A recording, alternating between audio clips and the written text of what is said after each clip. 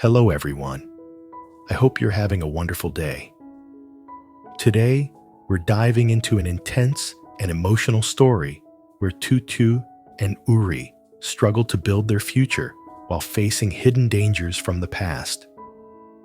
From harsh rainy days and thorny yams in the forest, to family secrets that have been buried for decades, and the shocking revelation that Lin has been released from prison, the stakes have never been higher. Will Tu Tieu and Uri manage to stay safe and achieve their dreams? Or will the shadows of the past catch up with them? Stay tuned to find out. And if you enjoy this story, don't forget to hit subscribe so you won't miss any of our upcoming videos. Lately, the mountains had taken on a kind of cold that seeped straight through your clothes and settled into your bones. Rain didn't just fall. It clung to the air, dripped from the rooftops, slid down the windows, and soaked the soil for days at a time. And yet, in the middle of all that dreary weather, there was something strangely peaceful about the way Uri and Tu Tieu spent their evenings. Sitting shoulder to shoulder beside the fire, warming their hands over glowing embers, roasting cassava until the skin crisped and the inside turned soft and sweet. The world outside was all fog and rain, but those small moments felt warm, quiet, almost sacred. It was during those colder nights that their talks grew more serious. The kind of conversations you only have when you're dreaming about a future you hope you'll actually reach. Uri had his heart set on the little house up on the hill. Maybe he would rent it at first. Or, if everything lined up perfectly, maybe he'd find a way to buy it outright. To him, it wasn't just a house. It was the beginning of something bigger. A company of his own. A place where he and Tu Tieu could build something long-term, something stable. But dreams like that require money. A lot of money. Buying a house while starting a company at the same time was the type of decision that could either change their lives forever or push them far deeper into financial trouble than either of them had ever been. Tu Tieu felt that worry. She didn't hide it. She knew Uri was ambitious, stubborn, and courageous, but she also knew how easily people could get swallowed by debt and pressure. She told him gently but firmly that maybe they should take things one step at a time. Uri listened, but his resolve didn't waver. He always tried to act calm, but inside he had already made up his mind. If they didn't have enough money, he would borrow. If friends couldn't lend, he would find other ways. For him, the goal mattered more than the obstacles. As long as their future became something solid, something they could rely on, he was willing to shoulder whatever came. The next morning, when the rain finally lightened, Uri headed down the hill to meet the owner of the house. Tu Tieu stayed behind, watching him disappear down the muddy path, quietly praying the negotiation wouldn't turn into another disappointment. Left alone, she tied her boots, grabbed her tools, and walked into the forest. The ground was slippery, the bushes dripping wet, but she moved with familiarity. She was there for wild yam, a root covered in sharp thorns that tore into her hands whenever she dug too deep or pulled too hard. The soil had hardened from the cold, and each yank felt like a small battle. But she kept going. She'd grown used to it. Pain didn't scare her.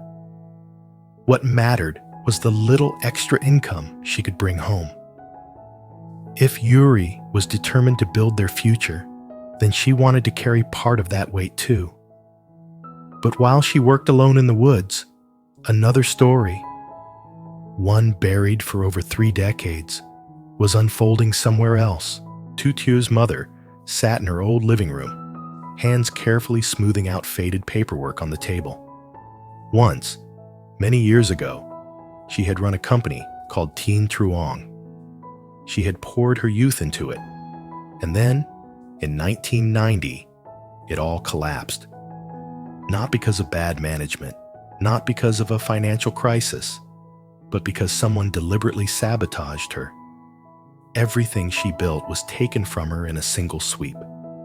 For 30-plus years, she carried that injustice like a stone in her chest. Now, with her hair gray and her health weaker than before, she decided to try one last time. One last attempt to reclaim the truth. She invited lawyer Lan An, a calm, sharp-spoken woman, to come and review the old documents. They sat together as the rain tapped on the windows, flipping through files that had long lost their color. Pages curled at the edges. Ink that once spelled out clear facts now looked like shadows. Most of the witnesses from that time had vanished, moved, retired, disappeared entirely. The few remaining couldn't be contacted. There was only one potential lead left, a former secretary named Hoa. But even she couldn't make it to the meeting, tied down with work and responsibilities. Lan An didn't sugarcoat anything. Without a key witness, without testimony, the case was nearly impossible to revive. They would be fighting a ghost no court wanted to acknowledge. For Tu Tieu's mother, it felt like watching the last door slowly close. That taste of hope she'd held onto suddenly thinned, slipping through her fingers again after 3 painful decades. Back at the small house in the cold, the door creaked open unexpectedly. Tu Tieu turned, startled, and saw Tuong standing in the doorway, soaked from rain, carrying a thick blanket. At first, she thought he was just checking in. But the moment she saw the expression on his face, the tight jaw, the trembling breath, she knew something heavier was coming. And she was right. Tuong confessed everything. He told her he was the one who secretly warned Uri the night of the kidnapping attempt. The one who helped prevent Lin from snatching her away. He had betrayed Lin because he couldn't stand by and watch her hurt someone who had never wronged her. But betrayal has consequences. His voice shook as he described what came next. Lin discovered what he'd done, and in the dead of night, she sent people after him. Not to intimidate him, not to threaten him, but to silence him permanently. He ran through the forest, chased by men who knew the terrain as well as he did. Branches tore at him. The ground slipped beneath his shoes, and at one point, he thought he would die there, alone, unseen, with no one ever knowing what happened. Somehow, he escaped. But the worst part of his story wasn't the chase. It was the revelation he shared after. Lin had been released from prison. She was free, completely free. Not because she was innocent, but because she'd erased every piece of evidence tied to her crimes before she was ever caught. Without proof, the police had nothing to hold her on, which meant she was out there, somewhere, and nothing stopped her from coming after them again. Tuong's fear was real, and it passed into Tu Tieu like a thread of ice. The rain finally eased by the time Tu Tieu returned home, her basket lighter and her clothes damp with sweat instead of rainwater. She pushed the door open and let out a slow breath of relief. At least the house was dry, even if the cold still crept in through every crack in the wall. She set the basket down, rubbed her aching hands, and let herself rest for a moment. The day had been long, heavier than she wanted to admit. But before she could even warm herself by the fire, the door creaked again. Uri stepped in, his hair dripping slightly, his shoes muddy, but his face lit up with the kind of tired smile that told her everything she needed to know. He had good news. Uri sat down, stretching his legs toward the fire, and told her the whole story. How he'd met the owner, how they discussed the state of the old hill house, and how the negotiations surprisingly went in their favor. The owner agreed to rent it out immediately and was even willing to revisit the idea of selling once Uri stabilized the business. That meant Uri could finally start building the company he dreamed of, one that belonged to them, built by their effort and shaped by their courage. Tu Tieu listened in silence at first, but inside, she felt a warm swell of pride. Uri wasn't just chasing a dream. He was fighting for their future. The thought softened her worries, even though she knew the path ahead would be difficult. When Uri looked at her and said he wanted her right beside him, helping him, supporting him, walking every step with him, she didn't answer right away. Instead, she reached out, held his hand, and let the firelight speak for her. The weight of the day seemed to ease between them, and yet neither could ignore the shadows lingering around their lives, especially the threat of Lin. Uri didn't know yet about her release from prison. Tu Tieu hesitated, wondering whether she should tell him now or wait. She didn't want to burden him, not tonight, when he finally had something hopeful to hold on to. But she also knew Uri deserved the truth, so she told him, slowly, carefully, about Tuong's confession, about how he had been hunted through the forest, and most importantly, about how Lin had walked free after wiping out every shred of evidence against her. She watched Uri's face darken, the triumph in his expression swallowed by dread. He clenched his jaw.